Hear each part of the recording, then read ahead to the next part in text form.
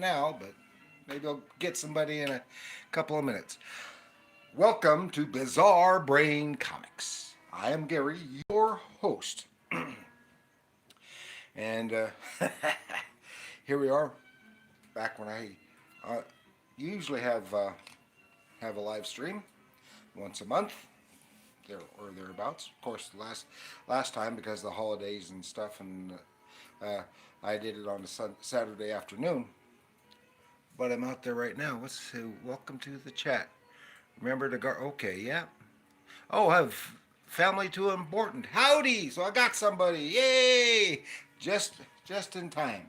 And as I was saying, uh, well, here we are again Wednesday evening, and if you stopped in because you saw my post, I was wanting to talk a little bit about uh, adventure comic strips. Of course, you know comic books.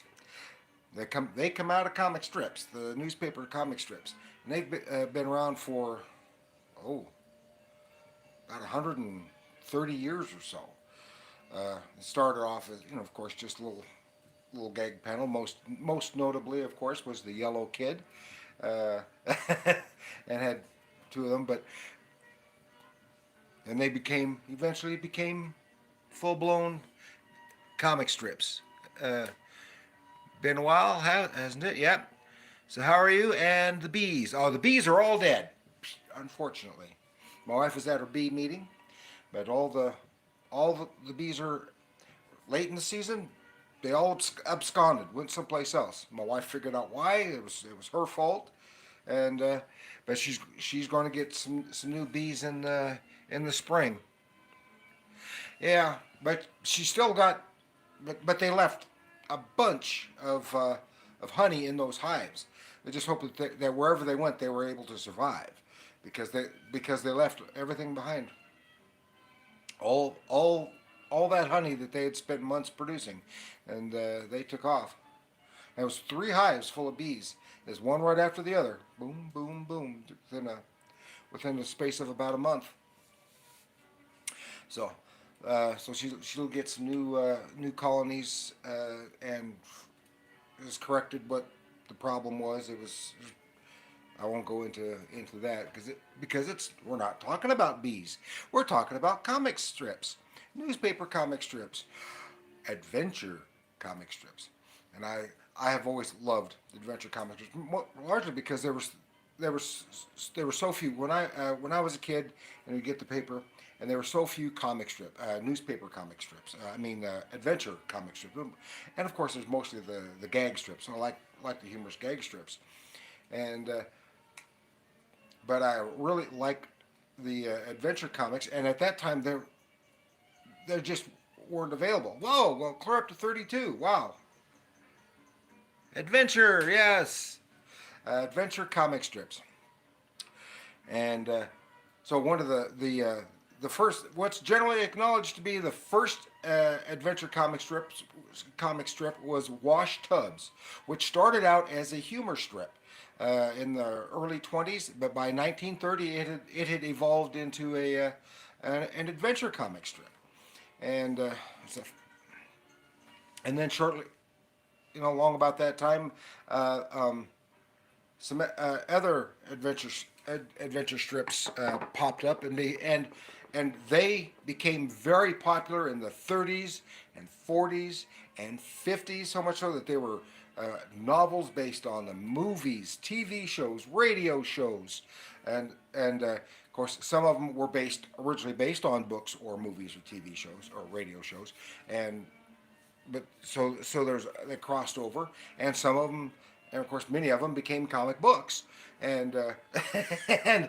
uh, and of course that's how, for those of us who are comic book lovers, that's where they came from in the 30s when Max Gaines started getting comic books made that were just reprinting uh, a variety of comic strips, humor and adventure, and in a book, something like Sparkle, for example. Somewhere I have an old copy of Sparkle without a cover, and it's got all kinds of several comic strips in it. But then they started, and and those were given away as premiums for companies, like cereal and stuff. How are you? No, I'm not over 70. Do you demand my respect just because you're old? Well, I should have a certain amount of respect, the same respect you would normally treat everyone. Uh, and I expect I try to give common respect to everyone around me until they prove that they are not deserving of respect. Just the common respect. So anyway, that's so. Uh, so, and I know this is backwards, so what you see, but first thing I wanted to show here is the Great American Comic Strip. This book. This is from 1990. This book is from uh, Meg Megov Meg of the North. Is this saying that right? Hi, and Meg of the North said hi. This is the Great American Comic Strip by Judith O'Sullivan, and it's 100 years of cartoon art, and this is from 1990. And this is a cool book. It's been years since I've read it, so but has a lot of cool stuff. Both just the comic strips in general, humor and adventure strips. Just talking about their evolution and origins and creation, development, stuff like that. So that's the Great American Comic Strip by Judith O'Sullivan. So, but then one of the first adventure comic strips was, of course, Tarzan. Of course, and that was done by Hal Foster. I've covered Tarzan so many times. I even earlier on did a live stream just about Tarzan of the comics. So I've shown this before, and all those big books I had. Hal Foster started that off, and it was handed off to other artists, and like Bern Hogarth, who became really well known and respected doing the Tarzan strip, and became an art educator. But he did the Tarzan strip for many years, and this one here is reprinting some Russ Manning. Of course, Russ Manning did was doing Tarzan comics for Gold Key, and then he got snagged to do the newspaper strips, and you can see that. And he's done other things too. He did the Star Wars comic strip for up until his death. You see it, great Russ Manning art. Of course, this is from the 70s. And great adventures. And this is, of course, another one. And that was, well, it doesn't matter. This is a comic strip preserves. This is book number 4 from Blackthorn Publishing. This is from the 80s or early 90s. I've forgotten. Yeah, but probably about 86. But this one has Tarzan stuff from the 80s, drawn by Gil Kane, the great Gil Kane comic artist. And it also has in here stuff by, when he was doing the strip for a short time, Mike Grell, of creator of Warlord for DC Comics. And even that Warlord was inspired by stuff by Edgar Rice Burroughs. And of course, there's all kinds of adventure comic strips. As I mentioned earlier, Wash Tubbs. It's fun. It gets more interaction here. Wash Tubbs became which, as I said, started as a humor strip and became I don't have any reprints of that. Became an adventure strip, and then had a spin-off of Captain Easy. Or I think the title changed to Captain Easy. And someplace I've got one book that's a reprint of that. I have a bunch of adventure comic strip reprints here around me, and I have several more. I just picked a few, and of course, but one of the big ones from the early days was Buck Rogers in the 25th century, and that of course, and I did a whole episode on these on the Buck Rogers from the 25th century.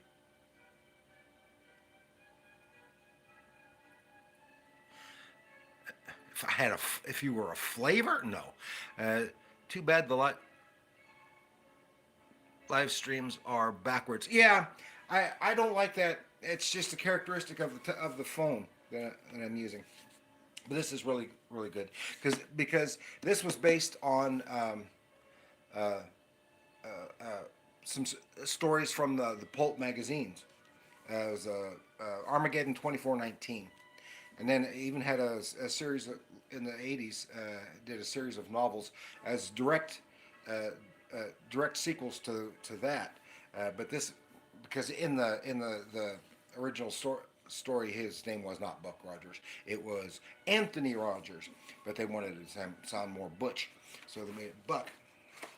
And you can have an idea if you've never seen any of that before. Some of that stuff looked like early on. And initially, it wasn't space. It had no rocket ships. It was airships and airplanes. And so this is Buck Rogers New Revised Edition, the collected works of Buck Rogers in the 25th century. And I've got another big hardback book of this out in the garage. And then I also have this. Here is a different one. This is from the 50s.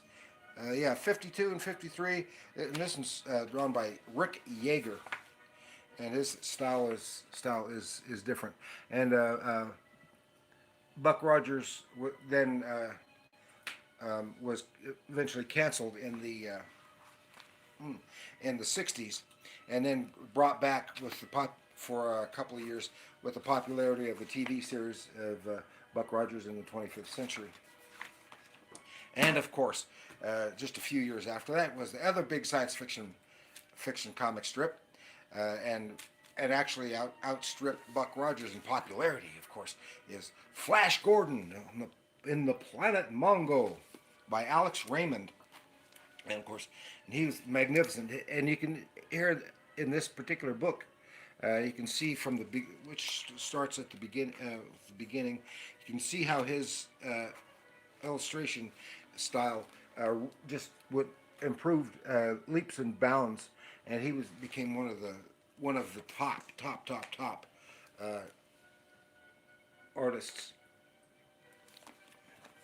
and was a big influence on almost everybody after that.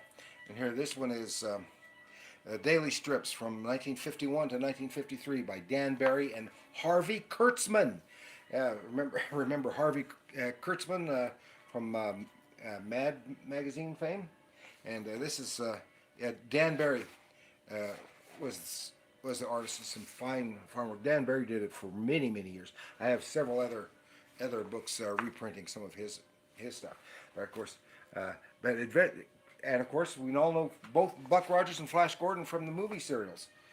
It's where they really became popular. And of course, Flash Gordon had the movie serials, and they both had radio shows. See, this stuff branched out all over the place.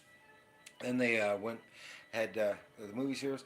Flash Gordon for the time, had a pretty good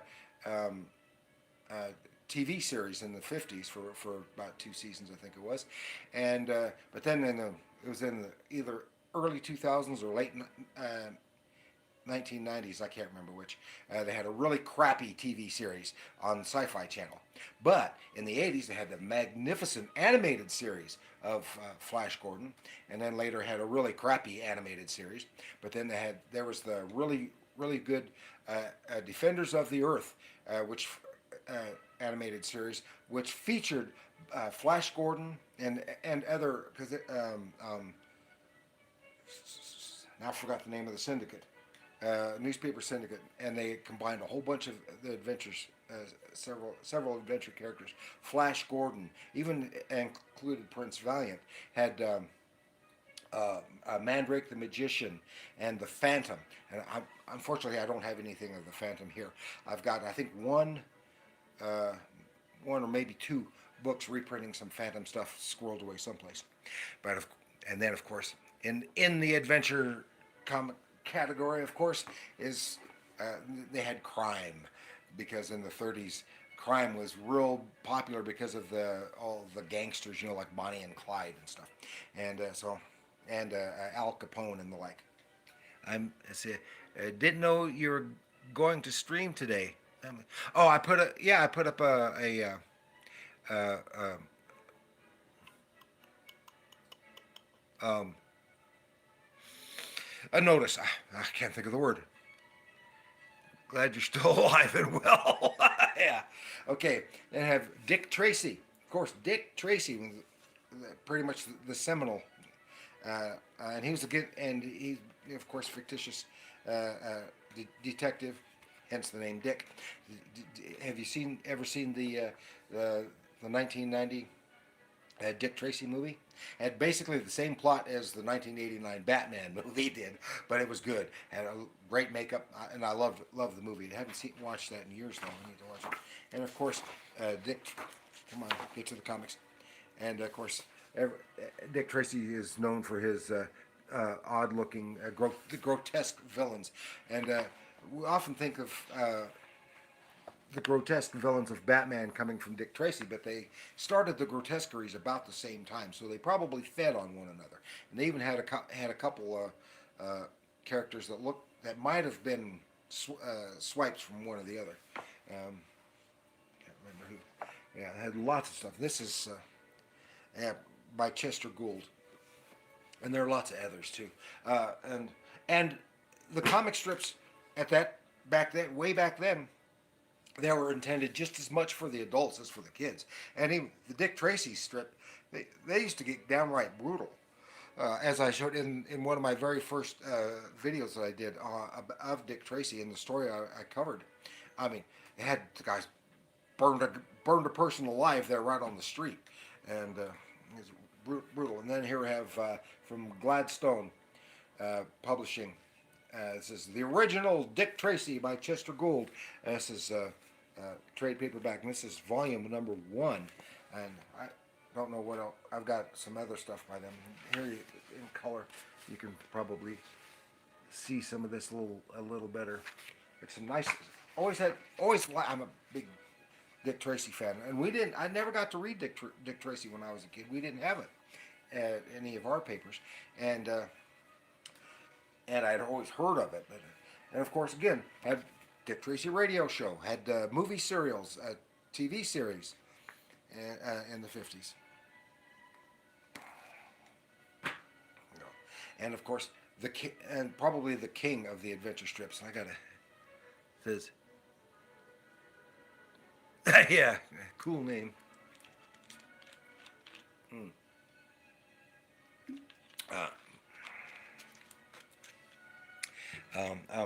Is of course was Milton Caniff. He started doing a strip called Dickie Dare for just a short while, and then before he created better known today, the Terry and the Pirates. Oh, some marvelous stuff. And Milton Caniff, he was a rock star, and in popular media, not just because of his work in the comic strips.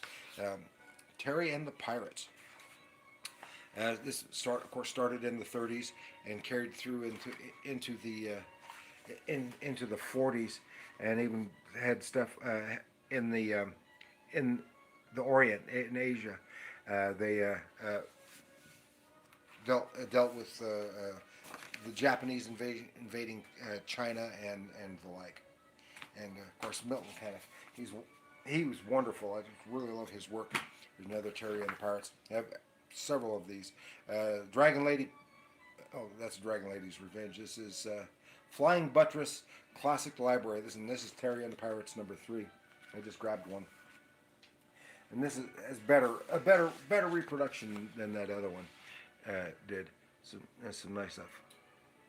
Terry and the Pirates, and there were never any really real pirates. It was about the kid Terry, and they thought pirates sounded cool. But and then he stopped doing Terry and the Pirates, and somebody else finished it up because he had wanted a strip that he owned in his himself. And right at the end of the war, uh, he because he did also did mail call for military newspaper. I did a whole episode on that. It's beautiful stuff, and he did. So Steve Canyon, and of course Steve Canyon adventure strip, and he was a pilot. And he was after the war had pilot, and he had a freight business and got wrapped up into all kinds of adventures, and then it wound up dealing with intelligence and stuff. And then during the Korean War, he went back into the Air Force as a colonel. And the rest of the time on Steve Canyon, it was a military-oriented adventure strip. All kinds of stuff. And it's beautiful artwork. Milton Caniff was known generally considered to be like the Rembrandt of the comic strip, and he was so imitated. He was imitated by everybody because everyone loved his work. Such beautiful work. And I only have one person here right now. Come on, two people now. Yay! I had a bunch of one for a minute there, and so yeah, Steve Canyon, that one. And here is another. This is volume 12. They have a bunch of them. I only have a few of these. And here is Steve Canyon, volume 18. And lots of action and adventure, and he's well known for doing attractive ladies too. That's Miss Lace for mail call. I just mentioned, and just some great artwork. All kinds of artists copied his style. But I was talking earlier about Flash Gordon, done by Alex Raymond, and Alex Raymond finished or didn't finish. He left that strip because he didn't own it. He created it, but he didn't own it. In the Flash Gordon, he wanted to create his own one that he owned, and that's what he created. Jungle Jim, which is a direct competition to Tarzan, and has some beautiful, again, magnificent artwork. Unfortunately, this is the only Jungle Jim. Most of the stuff that I've got of Jungle Jim is in regular comics, because for years they had various publishers did Jungle Jim comics. I think it was some Gold Key in the 60s and Charlton comics, mostly in the 70s. I have some of those. I may be mistaken about Gold Key, but I'm not sure. And of course, he has, even though it's Jungle Jim, all this takes place in the desert. Trying to find some good artwork, some really nice stuff. Mimi,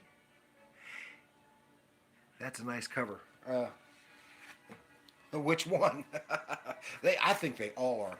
This is you can really see the drama, but I wish I would have preferred that they had used a better illustration for that cover illustration.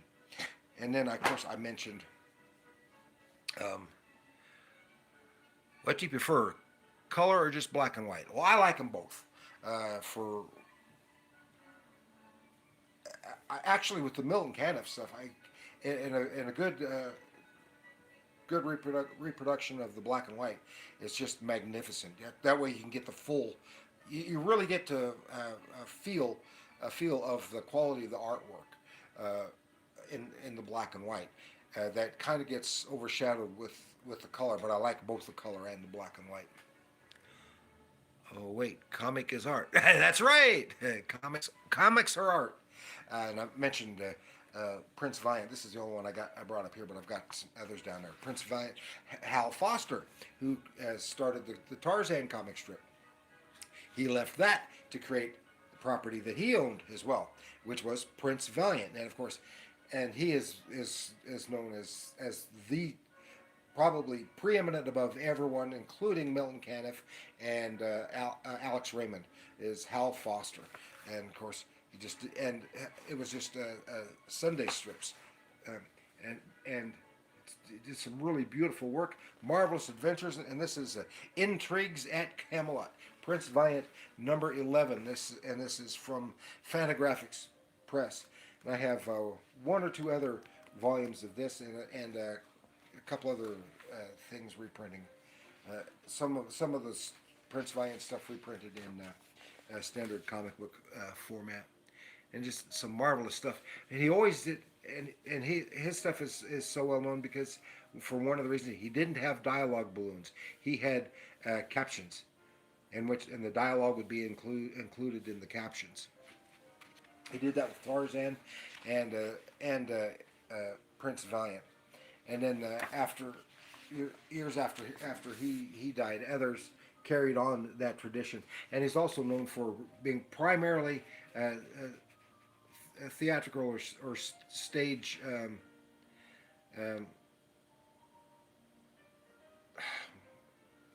I'm drawing a blank on the words that I want to use, but theatrical staging for his panels, and had very so the close-ups were pretty irregular, uncommon, and especially extreme close-ups.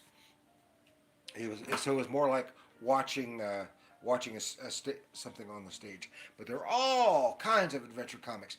Jeez, in the 40s, might have been the early 50s by then, had there was a strip based on Mike Hammer, Mickey Spillane's Mike Hammer, and it was adapting some of his novels. And I mentioned earlier about sometimes some of those earlier strips were downright brutal in the crime comics, yeah. And that one was. I don't have any of the reproductions, but one of the comic history books that I've got shows some panels on it, and it was brutal because that hard-boiled detective type comics or novels could be brutal, and that's the way the comic strip was too. Even because of that, they didn't have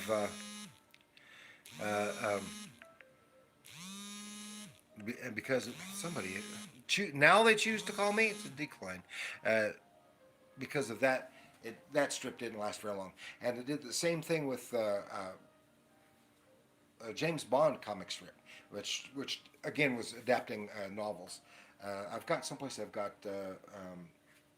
reprint of Casino Royale, the first James Bond novel, and again that could be very pretty brutal. And here we have, but one of my favorites, of course, is always the science fiction stuff. So that's probably what I've got most of. And here's Dragon Lady Press, Brick Bradford, and this is Dragon Lady Press number 5, and I think this is the beginning of science fiction. Brick Bradford, and I've forgotten.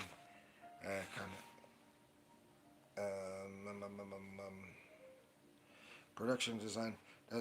I've forgotten who the artist is. Again, some pretty fine illustration there. I'll be sure to watch some content of yours. I know I'm falling behind already. Oh yeah, if you're not getting it every day.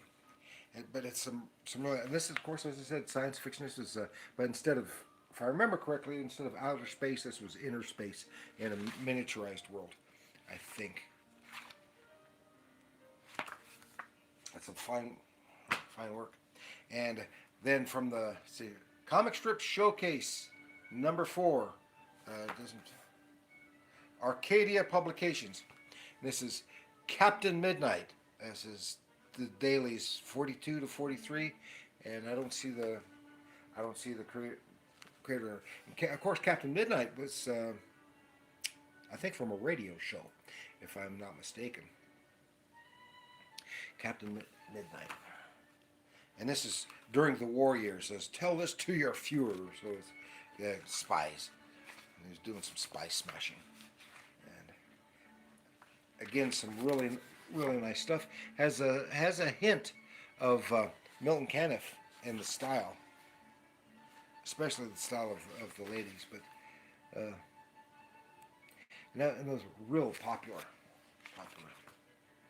Captain Midnight, and then we have again in the 50s, Beyond Mars. I've got 3 volumes of this. This is book number 1. Beyond Mars, science fiction about spaceships based on a spaceport on an asteroid for I can't remember that. But then this was done by Jack Williamson, a classic science fiction author. Jack Williamson wrote a lot of science fiction pulp stories in the pulp magazines, and then later a whole bunch of novels, and it's drawn by Lee Elias, who is it was one of the many Milton Caniff imitators, and he did a really good job. But he is very well known from comic books as well. He did the Black Cat in the comics. Can't watch now, but I always come back. Okay, for you after. Keep doing my thing. I be doing my thing. It's Bishop 072, and Lee Elias. Yeah, he's very strong.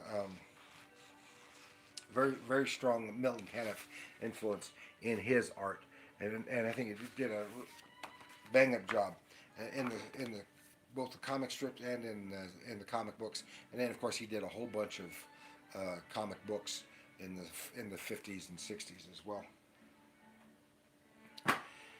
And then Reuben Award winner series from Blackthorn, Carrie Drake, number 3, another detective strip, and I think this is from the 50s, I believe. And I don't Alfred Andriola, that's who it was, and some really nice artwork. I don't remember much of the stories. This was one that we used to get in the our paper when I was a kid. But I don't remember reading it. I think it's because I couldn't keep up with it because it was I read it too infrequently. Carrie Drake, lots of good adventures, and of course I mentioned ones based on radio shows and stuff. So here is Tom Corbett, Space Cadet, and does it say who did this? And of course this is from Eternity. Eternity Comics. They were reprinting the comic strip for a while in the 80s. Let's see. Pull that out. And that's another one. I can't read the Ray Bailey or Roy Bailey. And this is another one that is Milton Caniff influence on the art.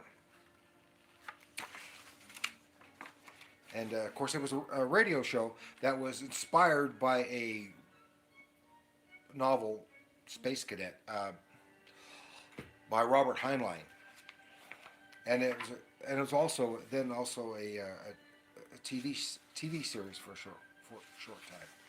And again, I love old time radio, so I love listening to the Space Cadet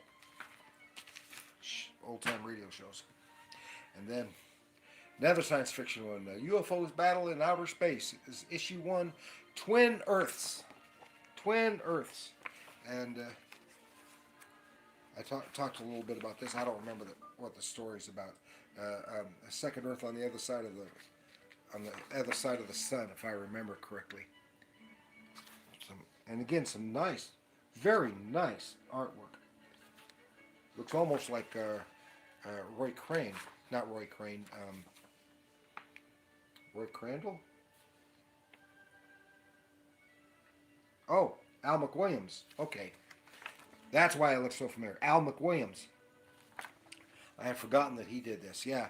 Al McWilliams, another fine artist. He did Star Trek for Gold Key for quite a while after Alberto Giolitti left for that title.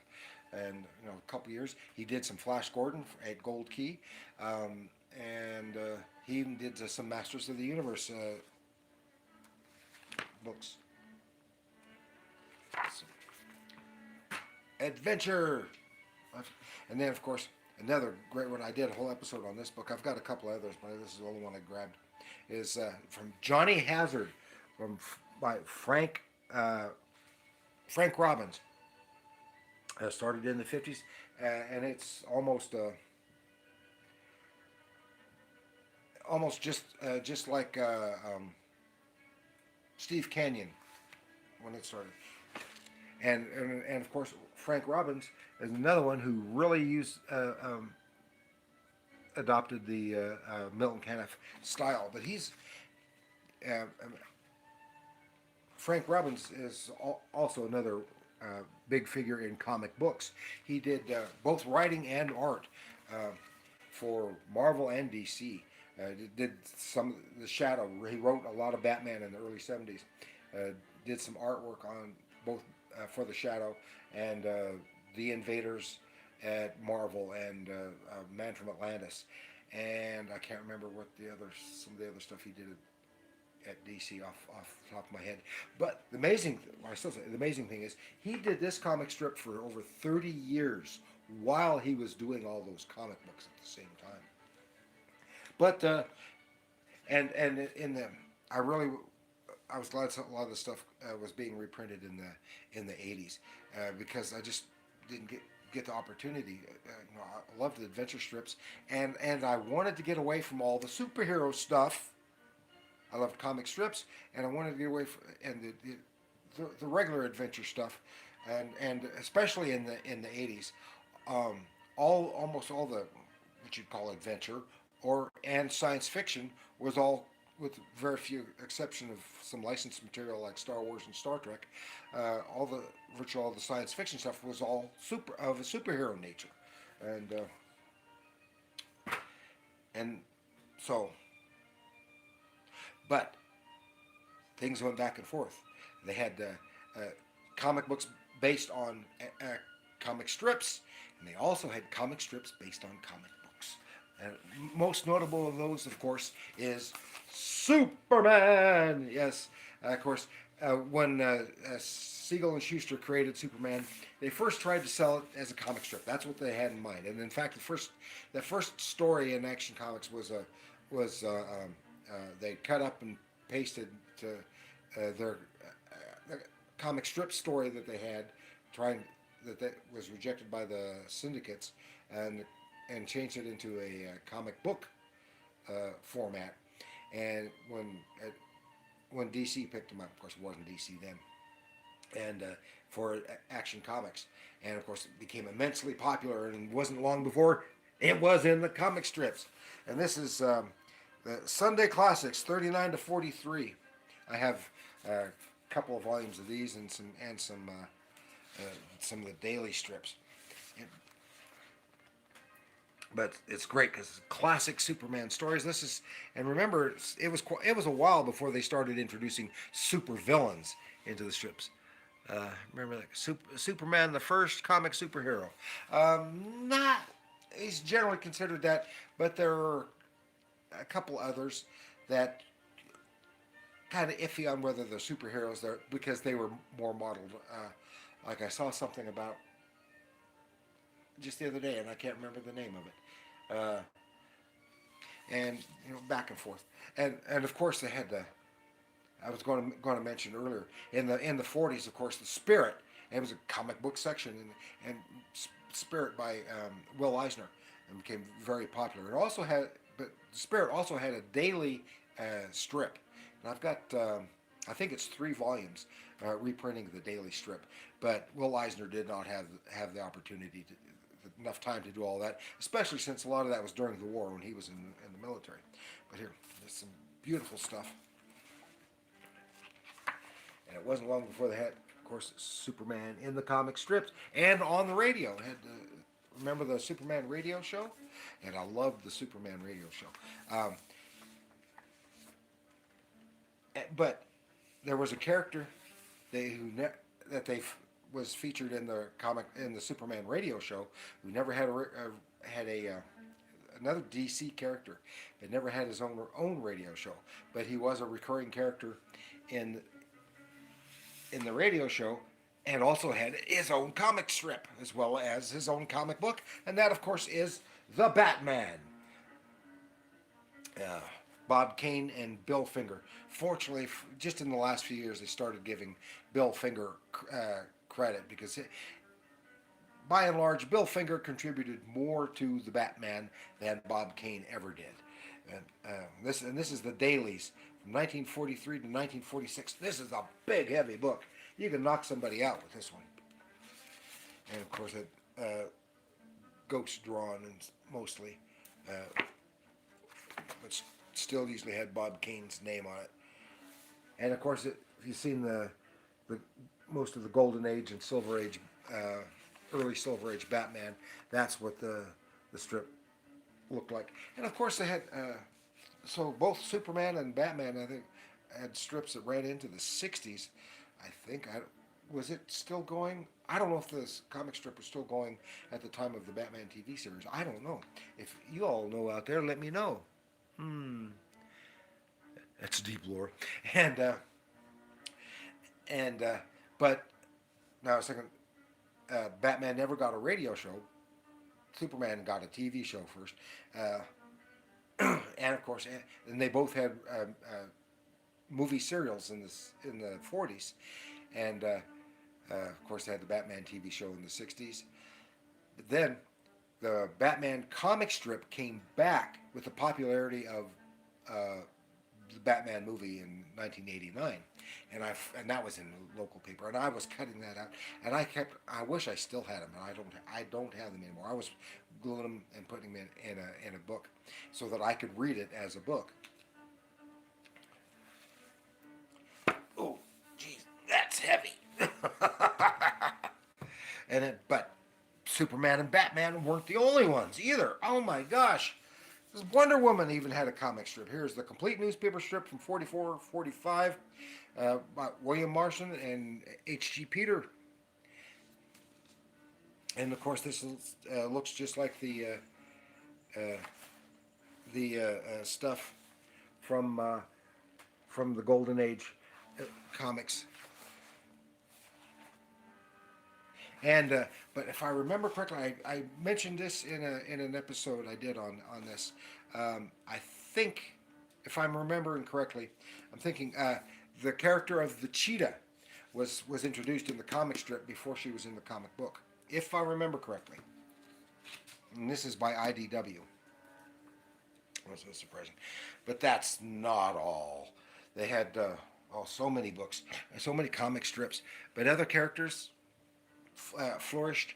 They were real popular. Of course, listen, another heavy one, and I've shown this in an episode. Is, of course, Conan the Barbarian newspaper comic strip, and this is volume 1, and it was I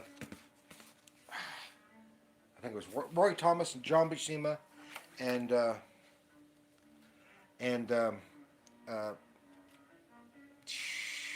yeah, initially, and then John B. Of course, who was doing most of the comics around the comic books around that time, and then Ernie Chan eventually became the inker on John Buscema pencils, and then Ernie Chan just took over the entire art duties, and some really good, nice stuff, but of course, especially at that time, couldn't be quite as violent or as sexy as they were in Savage Sword. But that's not all. And here's something that I did not know, because it was kind of a ripoff or inspiration, inspired by Conan the Barbarian, and that, of course, is, my gosh, this one's heavy. Masters of the Universe. He-Man and the Masters of the Universe. And until I saw this volume, I did not know that there was a comic strip of Masters of the Universe.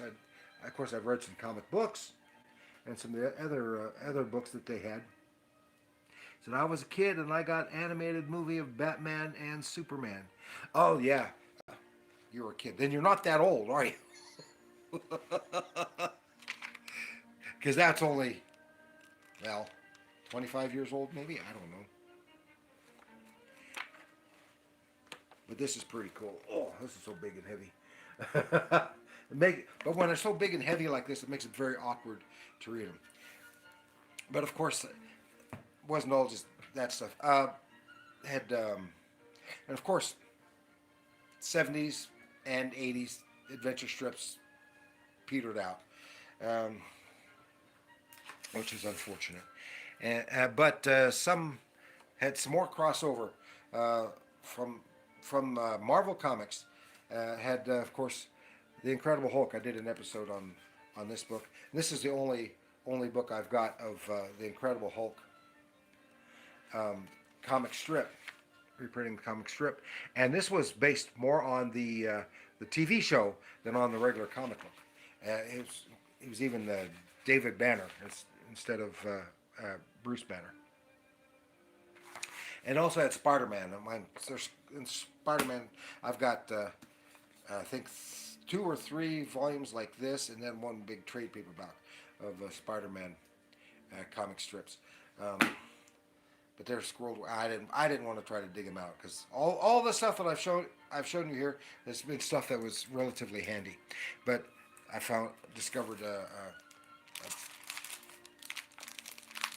and I really like the magazine. I did an episode on these too. It was Comics Review, and that's all they do is reprint comic strips, primarily but not exclusively adventure strips. So here we have Modesty Blaze is our cover character here, spy type, and she's European, I believe, European strip, very popular. By Peter O'Donnell. Boy, it's 47. This is a long one. Some really nice artwork and nice adventures, and even in the 60s they had a Modesty Blaze, European Modesty Blaze movie, and of course here we have some of the Phantom, and Comics Review is still being published. It's been years since I've seen them at stores, but they can be ordered online. Just Google Comics Review, and that's REVUE for the review, because there are other ways of spelling review. And it's a quarterly publication. And then also, the Phantom. I mentioned Spider-Man. Here's some Spider-Man strips, and I've got one or two volumes somewhere that has some of the Batman strip. And then of course, one of their biggest attractions, of course, is, as always, was Tarzan. It's cute mini comics, hardly mini comics. Reprinting the Russ Manning. It was always most popular with the Russ Manning stuff, and I would like to personally would like to have seen more. Of course, they may have since then, because it's been like 30 years or so since I've gotten any of these. 25 years anyway. There's Tarzan, and there's Steve Canyon. Maybe we're doing reprinting Steve Canyon stuff.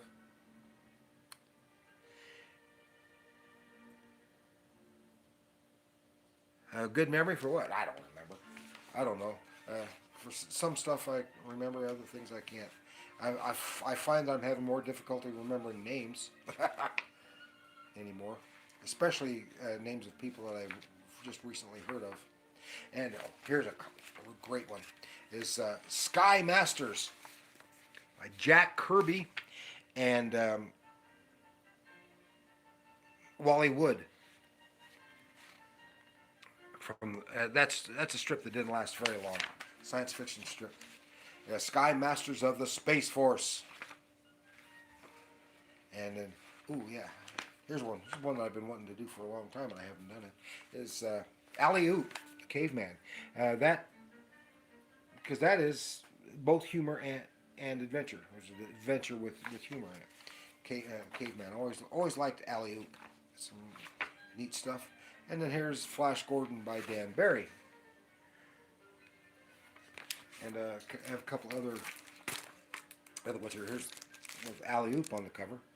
Comics Review. And there's one with Flash Gordon. And that's mostly, sometimes I have some Prince Valiant. There's Tarzan. What's this one? Steve Canyon. What? More of the Phantom. Lee Fawkes, the Phantom. I think at this time it was drawn by Steve Barry? No, not Steve Barry. It has Dan Barry and his brother. I can't remember his brother's name. And who? And of course, I have several copies of the issues of these, but not as many as I would like. And I'd like to get. When I get some money, I want to order some. But that's basically what I have to share with you. Boy, that was 50 minutes. Don't forget my name, Family to Family. So many comics, yes. And lots of them. I love comic books, love comic strips. I like the humor stuff. I like my tastes, as I always say, my tastes are very eclectic. So that's all I brought to show you, and that's like 25 books.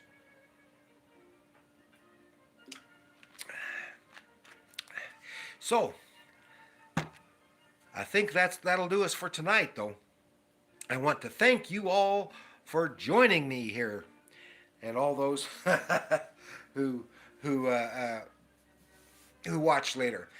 Thank you all, and always remember, comics are art. So, toodaloo, and try to see if I can. Now I gotta remember how to shut this off. Bye, y'all.